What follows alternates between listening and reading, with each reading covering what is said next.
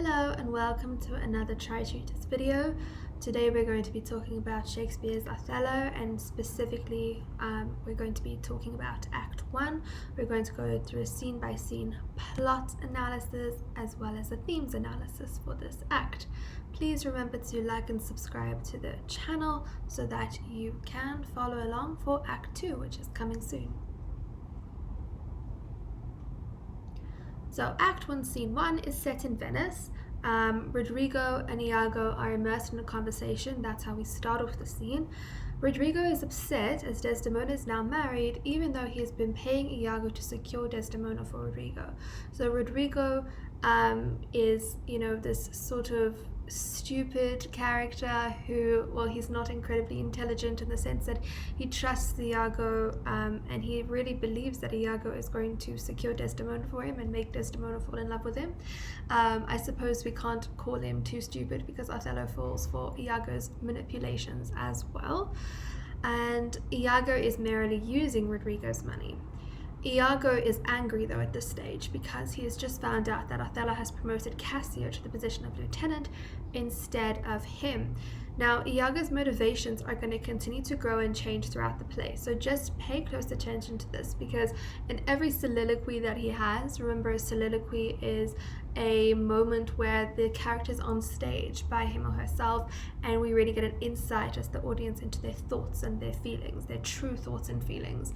And that's quite important for Iago because he doesn't actually reveal his true intentions to any of the characters. He's manipulating everyone at the same time with different narratives and different stories. So pay attention to his soliloquies, and in his soliloquies he's going to keep changing his mind as to why he's doing something. He's a bit of an opportunistic villain. So at this stage it's because of the promotion, later on it's because he thinks that Othello's been sleeping with his wife, later on it's something else. Iago reassures Rodrigo that he hates Othello. And they discuss how Othello the Moor, sorry there's a spelling error there should be an E for the, has eloped with Desdemona.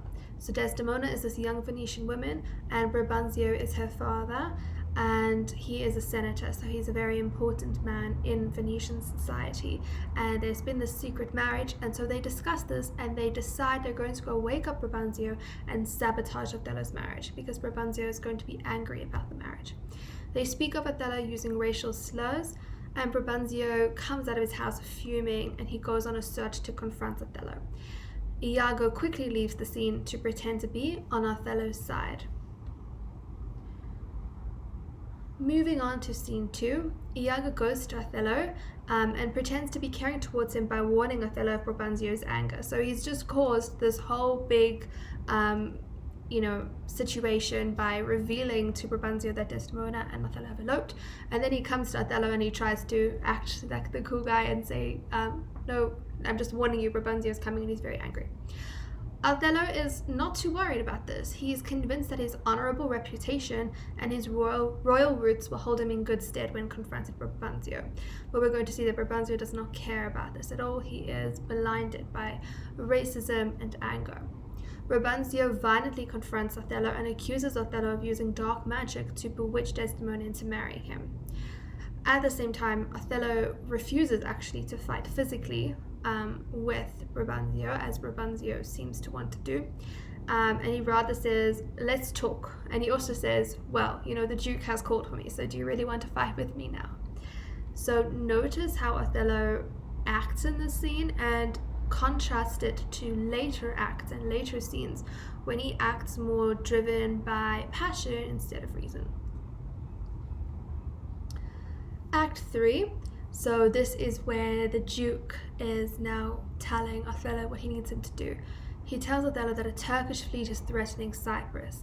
The Duke supports Brabantio's anger at first because Brabantio is a senator and he's very important, so as he walks in angry, the Duke is like, do whatever you need to whoever has offended you in any way. But then he quickly changes his mind when he realizes that Brabantio is angry at Othello because Venice desperately needs Othello's military skills in this battle.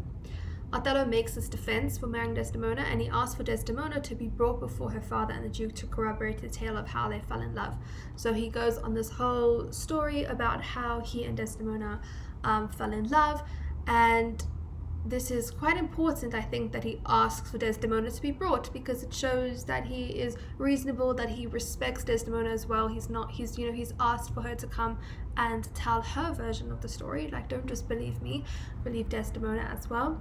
And Brabantio is forced to accept the marriage. Importantly, to do with their theme of love, the reasons they give each other for how they fell in love was that Othello had told Desdemona all of these crazy stories of his history, of his past, of his background, of what he's been through. And also the reason why Othello was even in contact with Desdemona was because Brabantio keeps on inviting Othello to his house because he's fascinated by all his stories. However, he clearly does not want him to marry Desdemona, though. So there's a bit of a double standard over there. But the reason Othello says that he fell in love with Desdemona was, Desdemona fell in love with Othello because of hearing all these stories. She was fascinated by all these stories, and Othello fell in love with Desdemona because she pitied him for all of the trauma that he's been through.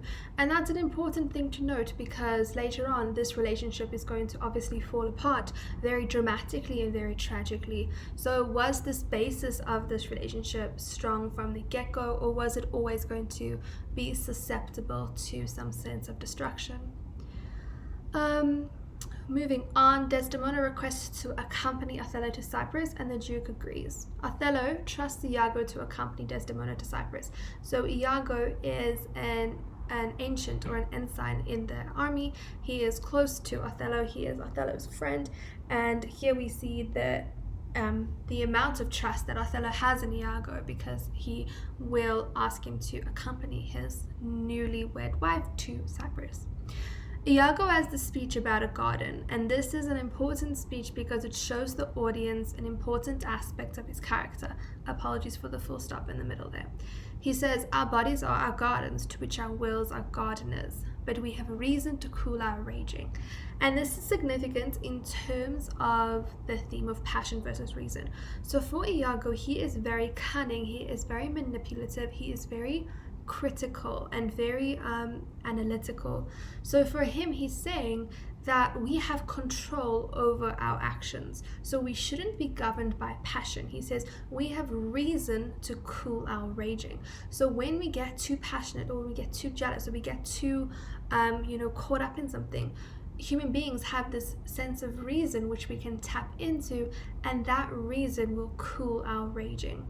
And so this is significant because on one hand, Iago can be seen as a very passionate person in the sense that he's driven by jealousy, but at the same time, from this we can see that he's very he implements reason in his decision making. He is very rational. Whereas Othello later on is going to be driven by passion, he's going to be driven by jealousy instead of thinking logically, and so he doesn't implement this reason to cool our raging. But I think this also shows Iago's cunningness and his methodology in terms of how he's going to manipulate the situation around him, so that Othello thinks that he's being logical, but he's actually not.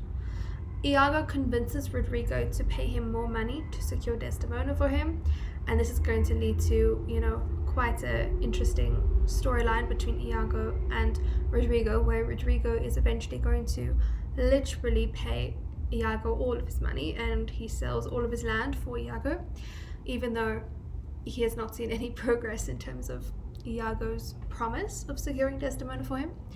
Iago makes plans to defeat Othello. He adds another motivation here. There are apparently rumors that Othello had an affair with his wife Emilia. Iago's speech at the end is important. It's a soliloquy, so we've already mentioned what a soliloquy is, so look out for all of those long soliloquies that happen, because remember, Iago is never truthful to actually any of the characters. He has a different narrative that he shares with each of them. So make sure that you read those soliloquies carefully to understand what is actually going on in his head, what are his plans, what are his motivations, what is he ultimately trying to achieve. And so lastly, let's chat about some themes. These are, for me, the main themes that come up in every single act, or most acts in Othello. And the themes are really important to discuss because these are usually your basis. They usually form a basis for your essay topics that you might get in an exam. So appearance versus reality, and we're talking specifically about Act 1 over here. Obviously, we have Iago with appearance versus reality. He appears to be loyal to Othello. He appears to be a friend to Othello, but in reality, he is plotting his demise. Brabantio also appears to like Othello by inviting him to dinner, but he's extremely racist, and in reality, he's racist, and he doesn't want him to marry Desdemona. Friendship and loyalty, we've sort of discussed that already in terms of appearance versus reality. Love, we discussed that in quite a bit of detail earlier. The love between Othello and Desdemona obviously is now we're seeing, the foundational points, we're seeing how it develops, and later on we're going to see how it transforms into absolute disaster. Jealousy, well, we see here that Iago is jealous of Cassio, he's jealous of Othello, and through that jealousy, the plot will unfold. Rodrigo is also jealous of Othello because he is married to Desdemona. Passion versus reason, we discussed that quite a bit in the earlier slides, so I won't spend too much time on that. Reputation and honor, this is something that Othello believes is going to make Brabantio happy about him and Desdemona's marriage. The fact that he has a very strong reputation, he is a very, very reputable and honorable man, and an honorable military general. Racial prejudice, Brabantio uses many racial slurs, as do Iago and Rodrigo, to undermine and to criticize and to act abhorrently towards Othello. Betrayal and trust, well, here we have, remember, Othello trusts Iago so much that he's going to let him be responsible for getting Desdemona to Cyprus. We're going to see how that develops. And then fate versus free will. For me, free will usually reigns supreme in Shakespearean plays. That's just my opinion. But here we see that Iago is plotting Othello's demise. And we see he doesn't have a full plan yet, but he's working on creating this plan in Act 1. And so that to me seems to be free will because he's actually making the conscious decisions. Thank you so much for watching. I hope that it's been helpful. Please like and subscribe.